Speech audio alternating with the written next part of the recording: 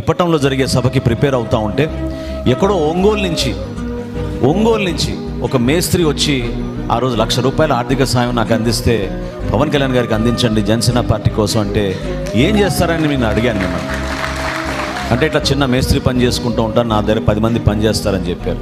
అది అయినాక తన కుటుంబ సభ్యులతో ఫోటో తీసుకుంటానని అడిగితే ఆ కుటుంబాలని చూసి నేను వాళ్ళిద్దరు బిడ్డల్ని చూసి ఆ డబ్బు ఆయనకి రిటర్న్ చేసి దయచేసి ఆ బిడ్డలను చదివించుకోవడానికి ఉపయోగించుకోండి, నేను చెప్తాను పవన్ కళ్యాణ్ గారు మీ గురించి అంటే ఆయన అన్న మాట మనందరికీ స్ఫూర్తిదాయకం.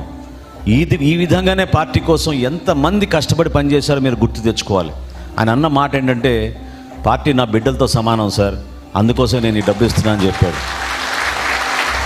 ఒక చిన్న కుటుంబం, అంత స్మాల్ బ్యాక్గ్రౌండ్ నుంచి కష్టపడి వచ్చిన వ్యక్తి ఆ రోజున ఇప్పటం సభ 3 సంవత్సరాల క్రితం మనం నిర్వహించినప్పుడు ఆ సభ విజయవంతం జరగాలని ఒంగోలు నుంచి ప్రయాణం చేసి వచ్చి కుటుంబంతో మన పార్టీకి సహాయంగా నిలబడ్డాడంటే మనందరం కూడా ఎంత స్ఫూర్తిదాయకం దాన్ని తీసుకోవాలో మీరు ఆలోచించండి.